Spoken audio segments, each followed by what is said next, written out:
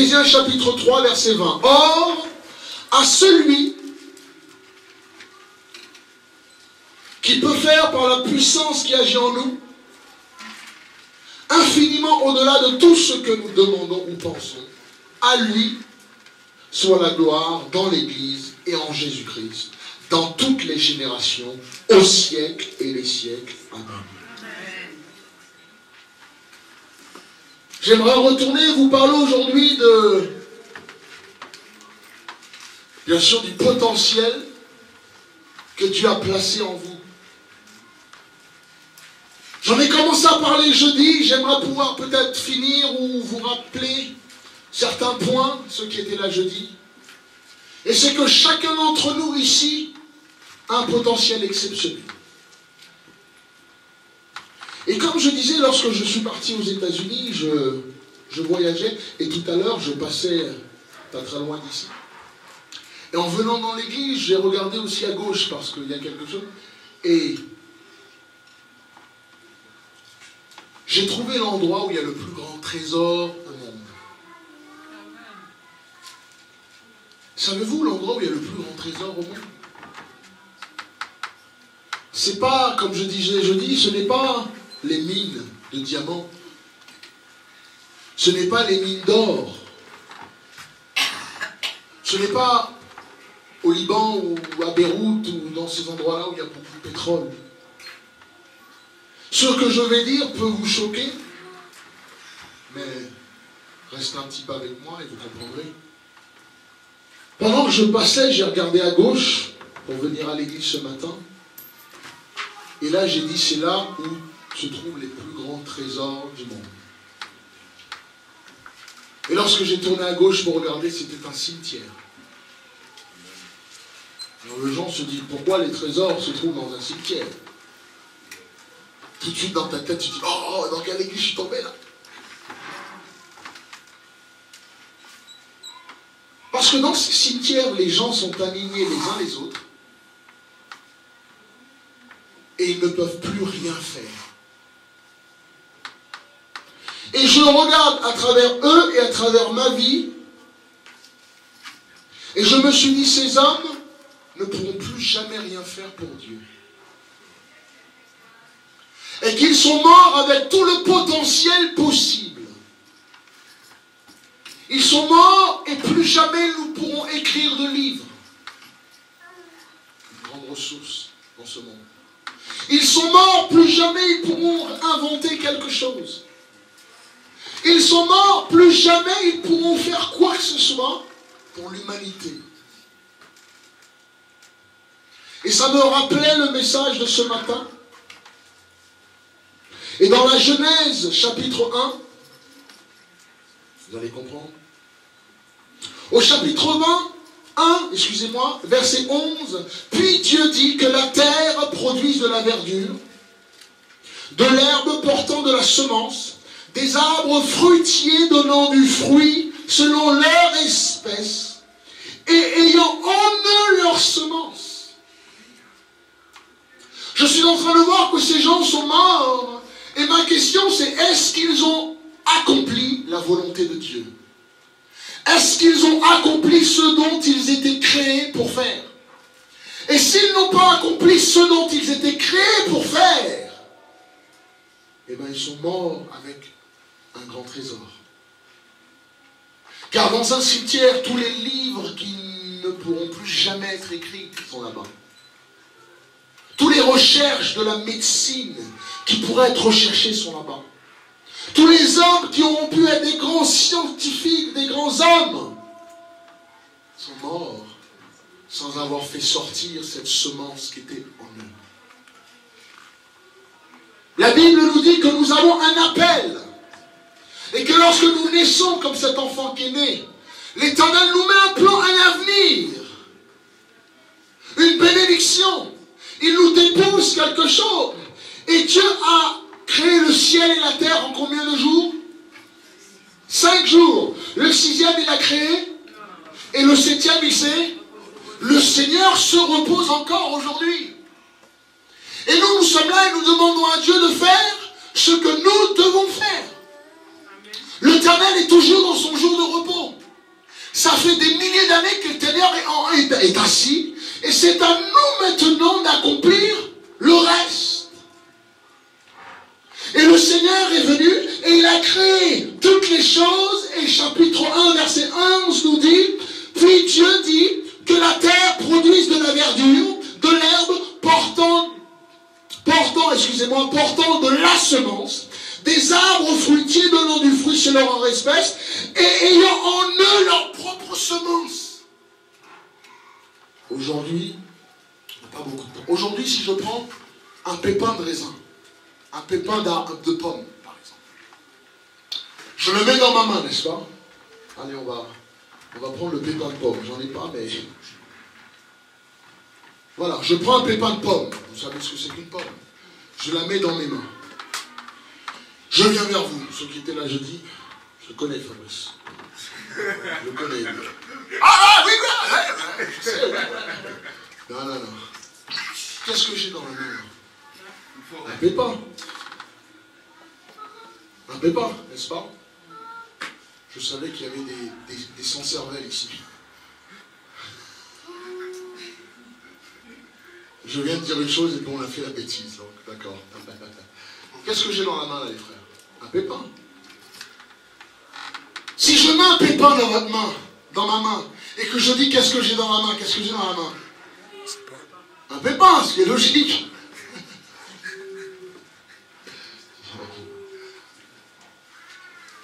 Maintenant, si je prends ce pépin et je le pose sur le piano pendant des années, qu'est-ce qui va se passer? Il restera un pépin. Je prends ce même pépin et je le pose sur le pupitre. Qu'est-ce qui va se passer?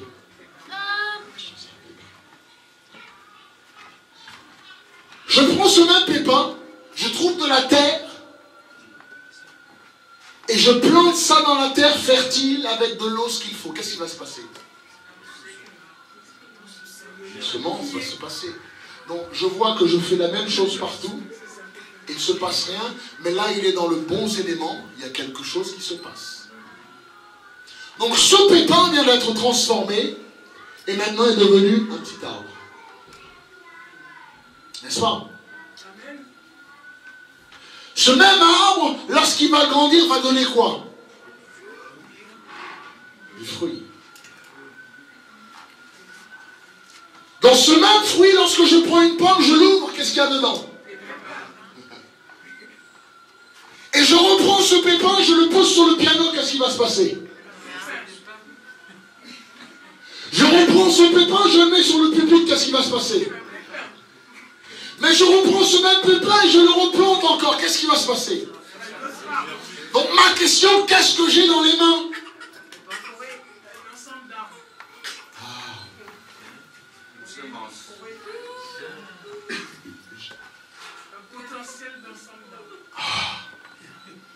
Lorsque je vous ai demandé ce que j'ai dans les mains, vous avez dit que c'était un pépin. C'est ce qu'on appelle un fait, une réalité. C'est une réalité. C'est ce que vous avez vu. Mais la vérité est tout autre chose. La vérité est que dans mes mains, j'avais une forêt. C'était d'abord un pépin qui deviendra un arbre fruitier qui ensuite donnera une forêt. Alors ma question aujourd'hui, c'est pourquoi vous prenez ce pépin? Si je le mets dans un verre rempli d'alcool, qu'est-ce qui va se passer? L'alcool va commencer à ronger et détruire. Est-ce que cet alcool détruit seulement un pépin? Qu'est-ce que cet alcool détruit? Une forêt.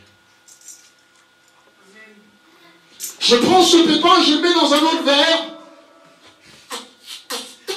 Je prends la cigarette.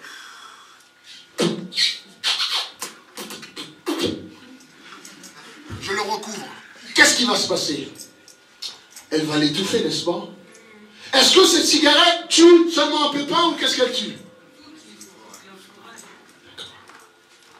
Là, dans le chapitre, il est dit que puis Dieu dit que la terre produise de la verdure, de l'herbe portant de la semence, des arbres fruitiers donnant du fruit selon leur espèce, et ayant en eux leur propre semence. Ça veut dire que tout ce que Dieu a créé a sa propre semence de multiplication en lui. Alors quand vous entendez quelqu'un qui vous dit que votre futur est devant vous, c'est faux. Quand quelqu'un vient vous dire que vous n'aboutirez à rien, c'est faux. Quand quelqu'un vient vous dire tu n'aboutiras à rien, tu n'arriveras à rien faire, c'est faux. Pourquoi? Parce que tout le potentiel de Dieu est en nous. Le Seigneur nous a dit, or, rappelez-vous, je passe de un chapitre à un autre livre. Or, à celui qui peut faire, par la puissance qui agit où? En nous, infiniment, au-delà de tout ce que nous demandons ou que nous pensons.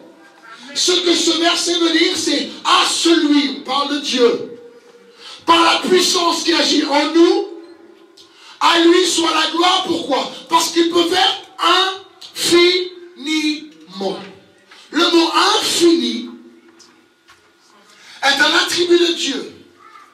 Mais il y a un autre mot qui est donné à Dieu qu'on appelle omnipotent.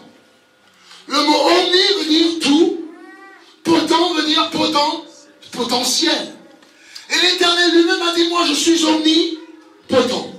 Et là, dans ce verset d'Éphésiens, chapitre 3, verset 20, nous dit que Dieu en moi est omnipotent. Est-ce que tu peux dire à ton voisin omnipotent? Donc ça veut dire qu'aujourd'hui, mon frère et ma soeur, vous les jeunes, vous êtes en train de gâcher votre vie. Vous êtes en train de gâcher votre potentiel avec la drogue. Vous êtes en train de détruire votre potentiel avec de l'alcool. Et c'est pas seulement un pépin. C'est pas seulement un pépin. C'est pas seulement, ouais, mais c'est moi seul que ça regarde. C'est toute une forêt. C'est tout un futur. C'est toute une génération que tu es en train de détruire par tes actions. Et aujourd'hui, l'Éternel nous dit, car à l'intérieur de nous réside l'omnipotence de Dieu. Dieu ne crée plus d'animaux aujourd'hui. Vous savez pourquoi? Car il les a tous créés et ils ont la puissance en eux pour se reproduire. Quand tu regardes mon petit, il est venu d'où? Quand tu regardes l'enfant, il est venu d'où, ma soeur? Tout ce que nous faisons vient de l'intérieur. L'Éternel s'est tenu debout, il a dit que la lumière soit. Que la lumière soit et la lumière. Que la terre soit et la terre. Que ceci soit et ces choses se sont. Vous savez pourquoi? Parce que Dieu tenait l'omnipotence en lui. Et lorsque Dieu nous a créés, Dieu nous a donné ce petit cadeau comme il a donné à tous les autres. Quand tu te coupes, ça se recolle tout seul. Quand tu es malade, ton corps combat et tu guéris. Dieu nous a donné l'omnipotence en nous. Toute chose dont nous avons besoin est en nous. Vous ne regardez pas seulement Leslie Joseph. Vous ne regardez pas seulement un pépin. Si je vous dis qu'est-ce que vous voyez, vous dites Leslie Joseph. Mais moi, je vois une forêt. Je vois toute une génération, toute une lignée dans ma vie. Toute une lignée dans ma vie. Alors la question que je vous pose, c'est qu'est-ce que vous voyez dans ma main? Lorsque Dieu a regardé Moïse, il a vu, lorsque tout le monde voyait un meurtrier, un tueur, un menteur, un renégat, quelqu'un qui s'enfuyait, Dieu a vu la Genèse, Exode, Lévitique, Nombre, Deutéronome. Il a vu les 5 premiers chapitres de l'évangile de la Bible. Il a vu la libération d'Israël en un clin d'œil. Donc ma question, c'est vous dans votre vie, qu'est-ce que vous voyez? Pourquoi vous permettez, vous prenez votre semence, vous le mettez dans un verre d'alcool et vous vous demandez pourquoi elle ne grandit pas? Vous prenez votre semence, vous le mettez dans un verre rempli de cigarettes et vous vous demandez pourquoi ça ne grandit pas? Ça ne donne rien. Vous prenez votre verre, vous ne payez pas, vous le mettez dans un verre et vous mettez plein de microbes. Qu'est-ce qu'il va faire le microbe? Il va le ronger. Si tu traînes avec des gens qui ne doivent pas l'être, tu traînes dans les boîtes de nuit, dans les choses comme ça, eh bien c'est normal que ta vie ne produit rien. Et petit à petit que ta foi et ta chrétienté meurent. Aujourd'hui, ce que j'ai appris dans ce verset, c'est que tout le potentiel dont j'ai besoin est en moi. Tout ce dont je peux devenir dans ma vie, dans le futur, est en moi. Aujourd'hui, l'omnipotence de Dieu, Éphésiens chapitre 3, veut dire que par la puissance qui est en nous, elle peut faire infiniment ce dont on demande. Infiniment au-delà de même notre compréhension. Le mot infini veut dire qu'il n'y a pas de limite. Quel est ce que Dieu a besoin de faire dans ta vie? Je retourne aux premières choses que j'ai dit. Je pense que le cimetière est rempli de potentiel. Tous les bouquins, les livres, la science, que les hommes n'ont pas su faire sortir dans l'intérieur d'eux, est rempli de trésors. Et si je pouvais aller de la même façon que je creuse pour chercher les mines d'or, mais ces trésors-là sont finis, sont perdus à jamais. Donc aujourd'hui, je suis en train de vous parler à vous, les jeunes, qui vivez n'importe comment, qui faites n'importe quoi. Vous n'arrivez pas à laisser Dieu faire sortir le potentiel qui peut être en vous. Aujourd'hui, Satan le sait. C'est pour ça que Satan tue les bébés. C'est pour ça qu'il y a l'avortement. C'est pour ça qu'il y a ces choses. Parce que l'ennemi vient et dit, c'est plus facile de tuer un pépin que de tuer une forêt. C'est plus facile de tuer un petit jeune arbre qui commence à pousser que de scier un gros tronc d'arbre.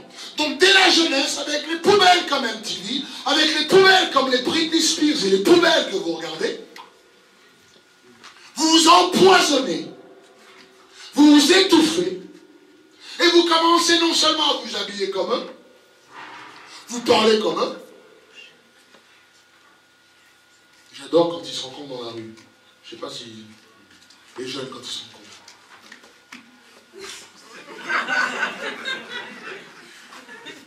Et ils arrivent, ils se voient dans la rue, il fait wesh. Il dit ouais, wesh. Et lui il dit wesh. Et des fois il vient, il fait ça. Salut, ça va? L'autre il fait ouais, ça va? Ouais, ça va? Ouais, ça va? Ils ne savent même pas si ça va.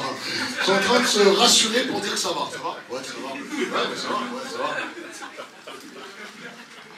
Et toi, tu penses que t'es cool. Toi, enfant de Dieu, avec le potentiel que tu as en toi, tu veux ressembler à ça, qui n'a aucun potentiel et qui n'arrive pas à faire sortir le potentiel de Dieu en lui. Aujourd'hui, ici, ce matin, je ne parle pas des pépins, je parle à des forêts.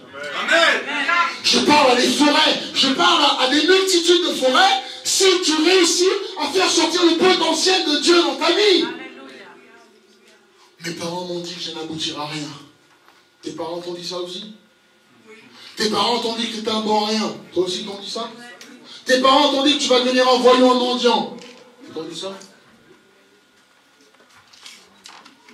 Eh bien, ils auront pu tuer le pépin qui était devant eux.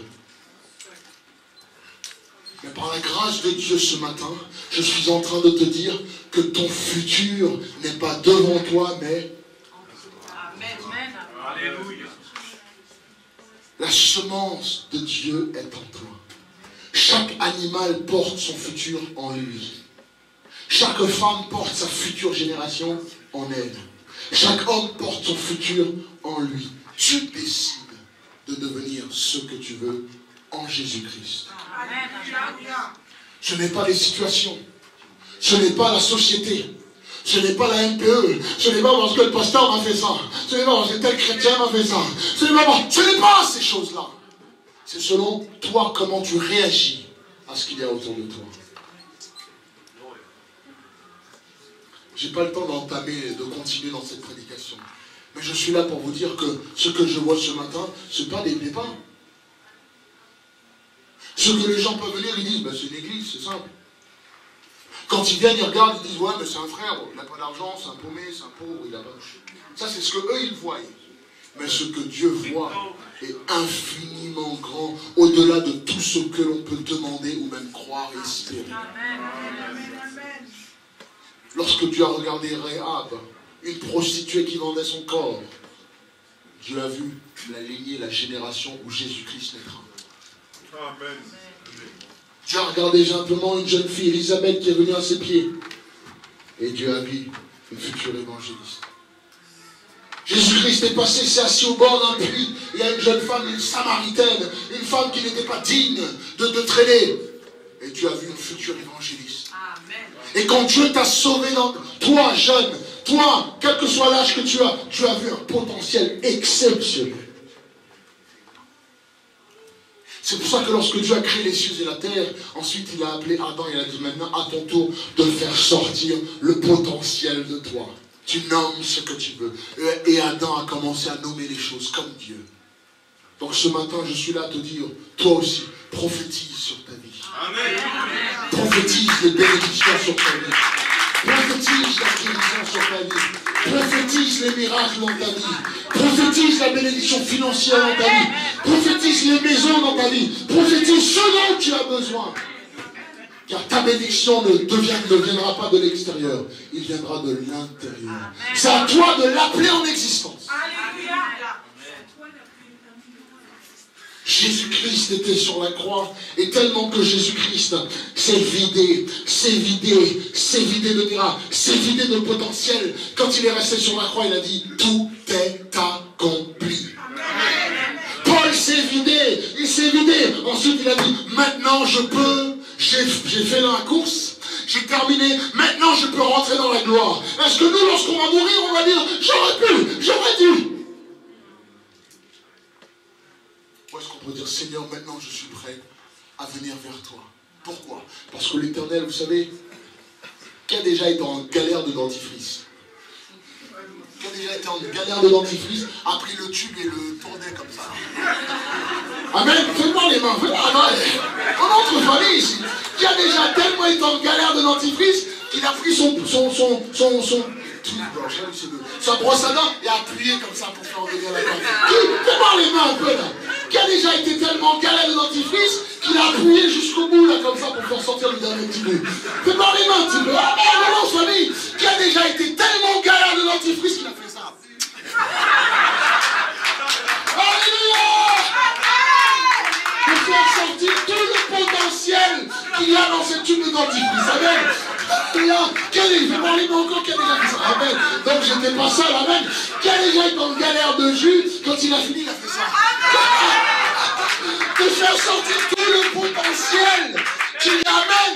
Qui a déjà été en galère, quand il a fini de manger, il avait passé, il a fait ça comme ça. Amen. Qui a déjà bu la soupe efficace.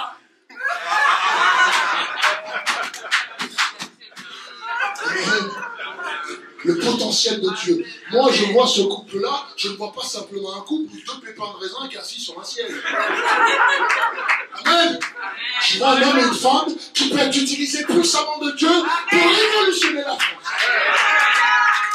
Moi, quand je vois ce jeune-là, on pense que c'est quelqu'un qui simplement qui doit... Moi, je vois quelqu'un où Dieu peut révolutionner un homme qui reprend le feu, qui commence à passer dans la France.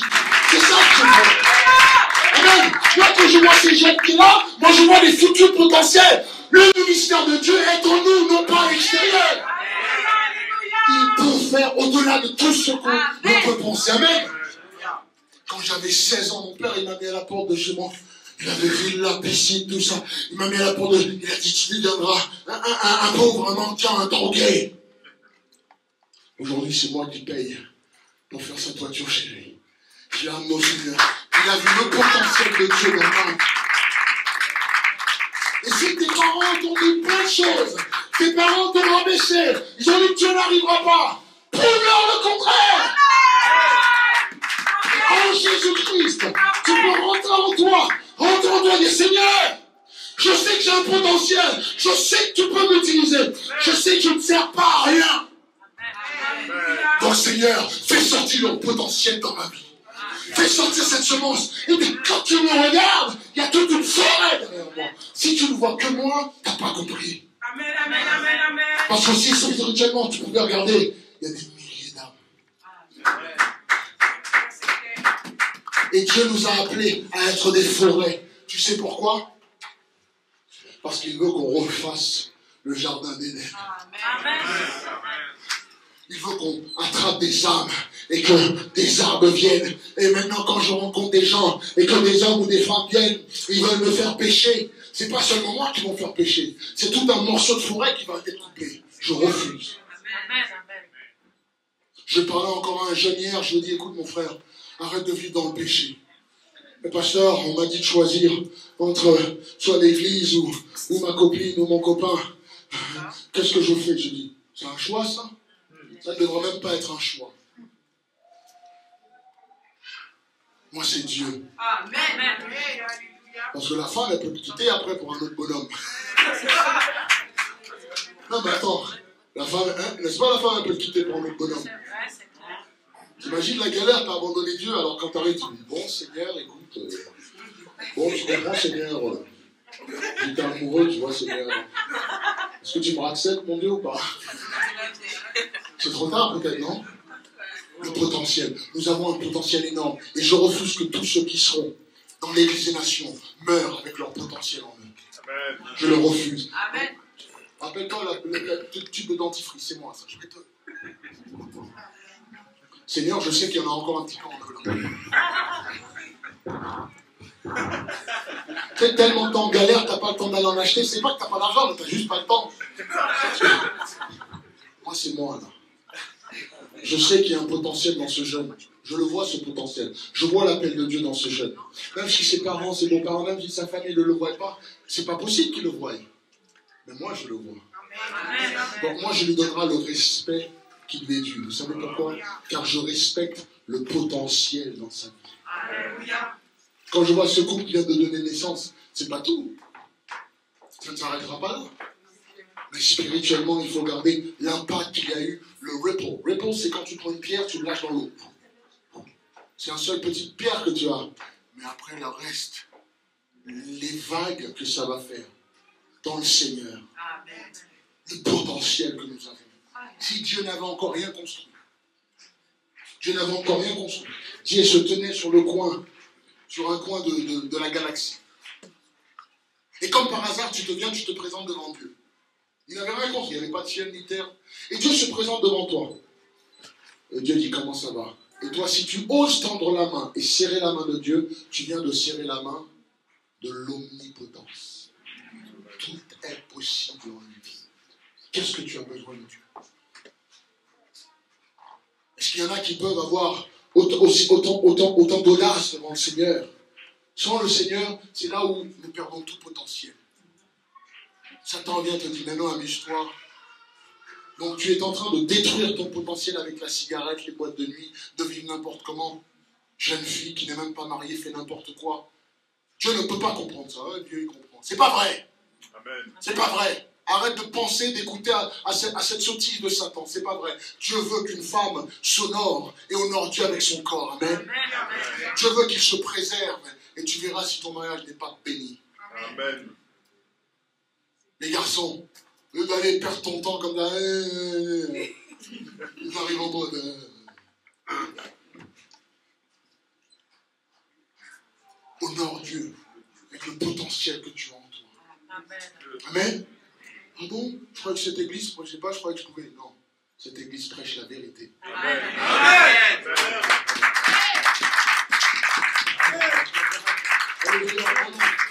Cette église prêche la vie, la sainteté. Amen. Donc il est temps que nous les jeunes, on se sanctifie. Amen. Et le potentiel de Dieu ne pourra sortir de toi que lorsque tu te sanctifies. Et tu marches d'un pas saint devant Dieu. Amen. Je vais terminer par ça. Le verset Jésus-Christ nous dit, cherchez premièrement le royaume des cieux et sa quoi, sa justice, et toutes les choses vous seront rajoutées par-dessus. Rajoutées. Et aujourd'hui, je me tiens devant vous pour dire comment ça se fait que vous êtes toujours en train de travailler. Jésus a dit, il y a 2000 ans, il s'est tenu, il a dit, mais chrétiens, pourquoi vous galérez et vous cherchez ces choses? C'est les quoi, les pas? Vous pouvez dire les vous savez ce que ça veut dire, païen? Vous croyez que les païens, c'est les non-chrétiens. C'est faux. Un païen, c'est un pagan. C'est celui qui a un religieux. C'est celui qui adore un Dieu. Un religieux. Un païen, c'est celui qui adore un. Il n'a pas dit c'est un inconverti, un mécréant. Il a dit c'est les pagans. Le mot pagan, c'est païen. Le mot païen, dans la vraie sens du terme, veut dire un religieux. Et je trouve que dans les églises, il y a beaucoup de religieux. Et Jésus-Christ l'a dit lui-même il y a 2000 ans. Il y a beaucoup de religieux qui cherchent des choses, quoi ils vont mettre, où ils vont dormir, comment ils vont manger, comment ils vont s'habiller. Il a dit, mais vous les enfants, vous n'avez pas à chercher ces choses. Il a dit dans Matthieu, cherchez premièrement le royaume des et sa justice. Que veut dire sa justice? Que veut dire chercher le royaume des cieux? Et sa justice. Je vais d'abord définir le mot justice. Le mot justice, vous savez que le mot justice n'est pas un mot religieux, c'est un mot politique.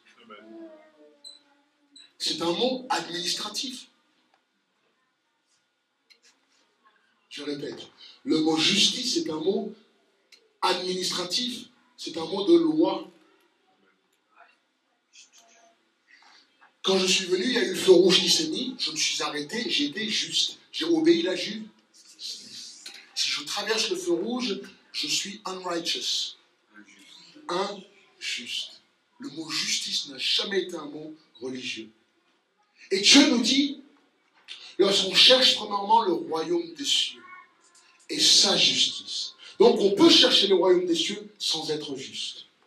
Tu peux continuer à venir à l'église et prier et faire ta petite prière sans être chrétien, sans être sauvé.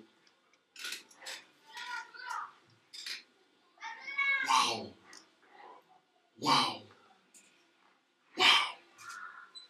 On peut venir continuellement à l'église sans être juste. Et le mot justice veut dire s'aligner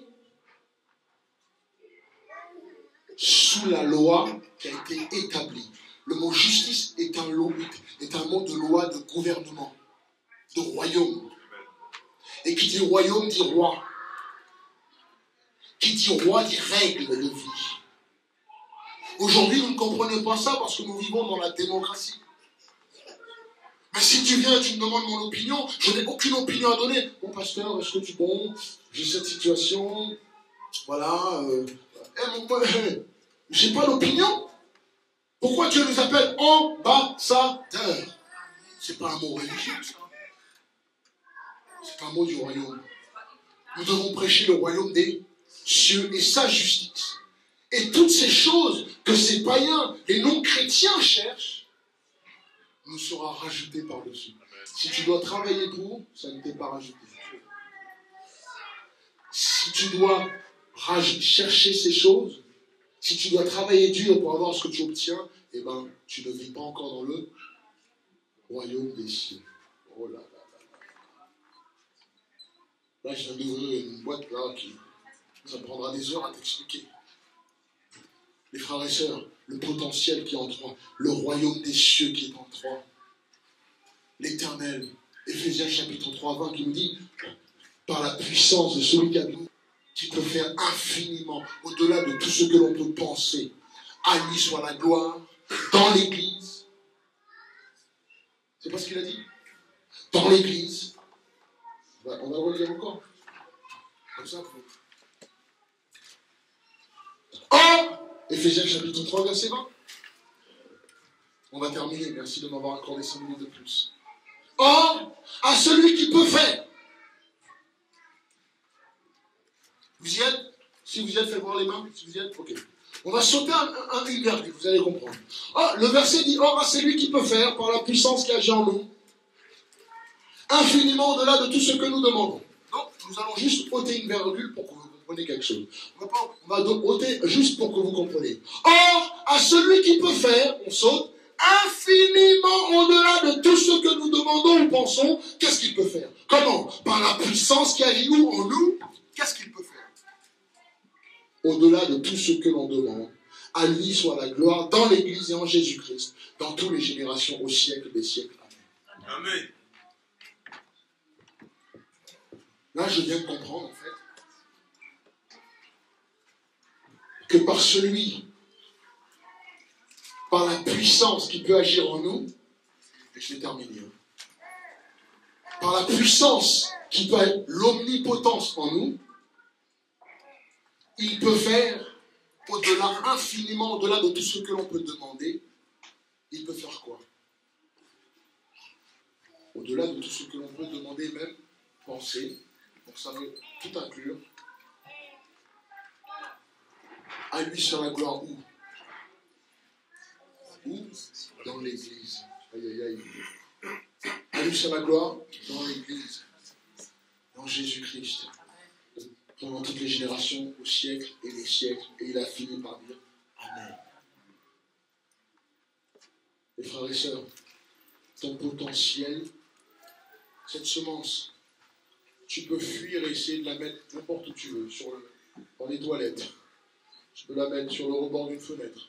Tu peux la mettre sur un piano. Tu peux la mettre partout où tu veux. Le potentiel de toi ne sortira pas. Investis-la dans l'Église. Amen.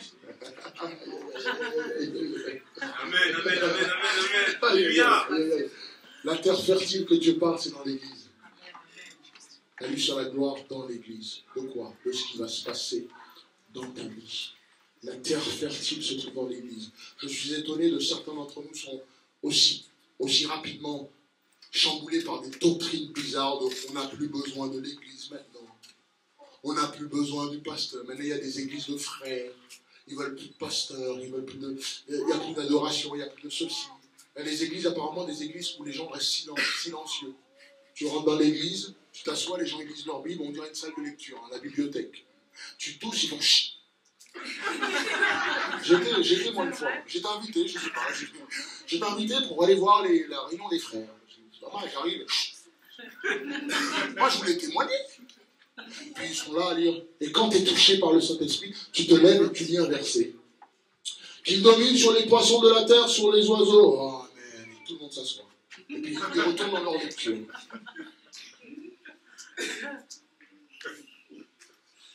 Et puis quand tu lis, tu dis oh, amen, amen. Chut.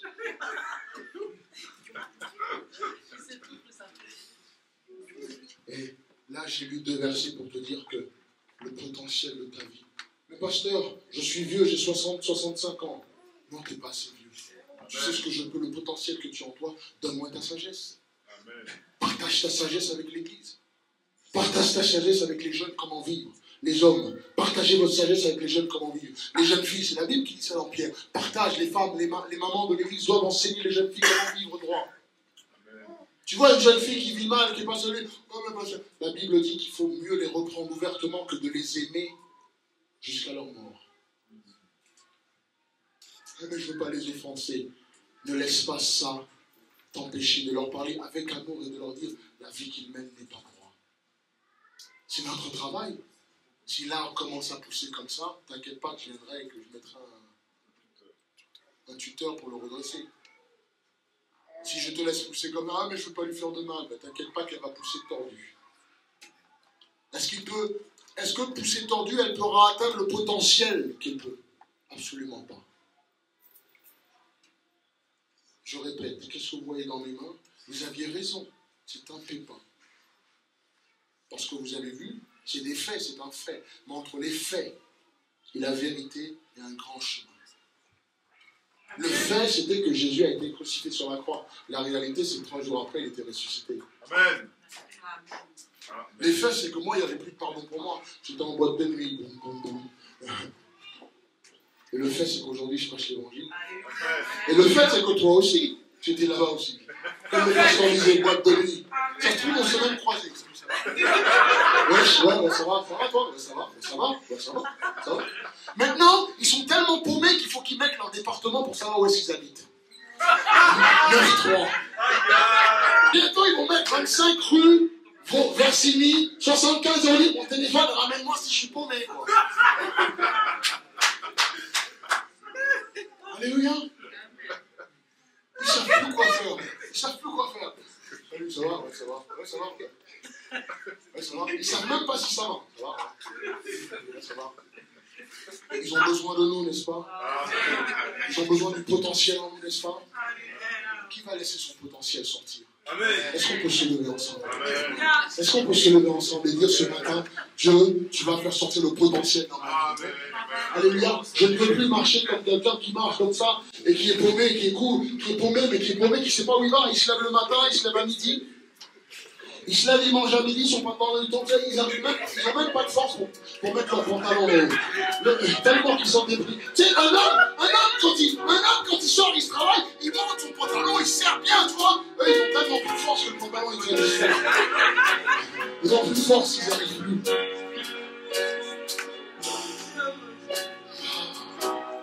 Seigneur, ici, je vois des forêts. L'homme a été chassé du jardin d'Éden, mais à travers nous, Dieu veut la reconstruire. Nous sommes des forêts, géniaux, des potentiels exceptionnels. Dans le Gare du Nord, dans Paris, nous sommes. Mais nous refusons ces églises qui ne veulent pas exporter le potentiel en nous. Ce qu'ils veulent, c'est notre argent. Ce qu'ils veulent, c'est nous exploiter nous. Je refuse. Je refuse. Je veux faire sortir le potentiel dans ma vie. La France coûtera des délices qui sont dans ma vie. Heureux l'homme qui bénit sa parole jour et nuit, car il sera comme un arbre planté près d'un courant d'eau qui donnera ses fruits en sa saison. Voilà mon futur. Je refuse de tomber en prison. Je refuse de tomber dans la drogue. Je refuse de donner raison à l'ennemi. Je ferai sortir le potentiel dans ma vie. Amen. Je serai, selon Jérémie, le plan de Dieu dans ma vie. Le plan de Dieu, ce que Dieu a prévu pour moi, s'accomplira. Est-ce que nous sommes appelés à être des conseillers? Est-ce que nous sommes appelés à être des conseillers dans l'église? Est-ce que nous sommes appelés à être des femmes de prière? Est-ce que nous sommes appelés à être des évangélistes? Est-ce que nous sommes appelés à être des chantres dans l'église? Qu'est-ce que nous sommes appelés à être? Seigneur, fais sortir ce potentiel dans ma vie. Ta nouvelle chanson. Je veux être conduit par toi, prends-moi la main et guide-moi. Je veux être conduit par toi, prends-moi la main et guide-moi. Je veux être conduit par toi, prends-moi la main et guide-moi. Je veux être conduit par toi, prends-moi la main et guide-moi. Je veux être conduit par toi, prends-moi la main et guide-moi. Je veux être conduit par toi, prends-moi la main et guide-moi. Oui, tu es Dieu. Oui, tu es un Dieu de sagesse. Oui, tu es le Dieu d'amour. Car tu tiens toutes tes promesses. Je veux marcher avec toi pour toujours.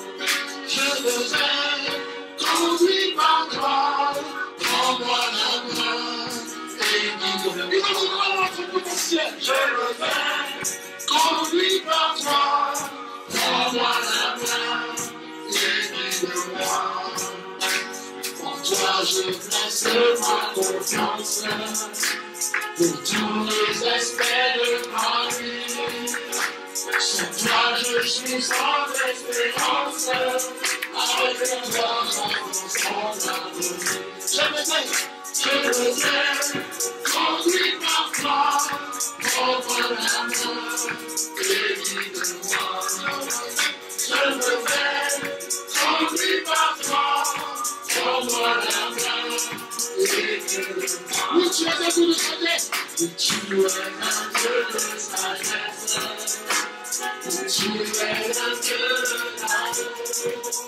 Car tu tiens toutes tes promesses. Je veux marcher avec toi pour toujours. Je veux être conduit par toi. Prends-moi la main et guide-moi. Je veux être conduit par toi. Prends-moi la main et guide-moi. En toi je place ma confiance pour tous les aspects de ma vie. Sans toi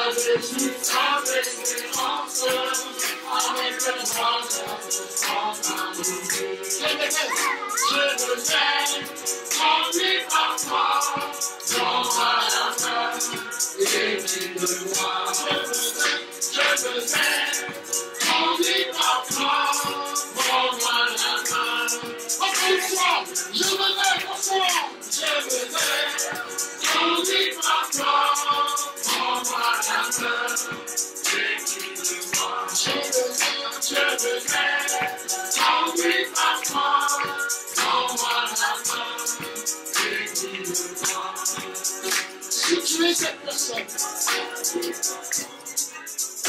si tu es cette personne où tu dis Seigneur, je veux que le potentiel de Dieu ressorte de ma vie. Viens, pardonne, viens. Si tu es cette personne qui dit, pasteur, je veux que Dieu fasse sortir le potentiel de ma vie. Viens devant. C'est ça le pas de foi. Et dans ce petit pas, Dieu va te transformer. Tu dis, pasteur, je veux que Dieu rende le potentiel de ma vie.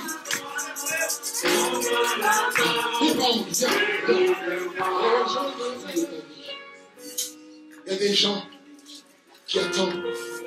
Il y a des gens qui attendent de goûter des délices de ce que tu as fait dans vos vies.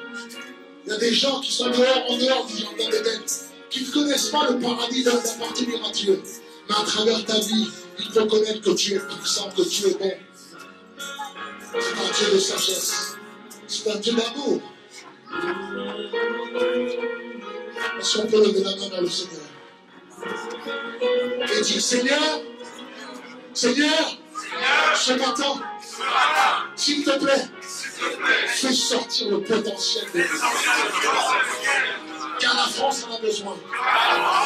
Je ne veux pas mourir avec le trésor que tu as mis dans mon cœur. Je veux le faire sortir. Et que moi-même, comme Jésus-Christ, lorsque je quitterai cette terre, je pourrai dire, tout est accompli.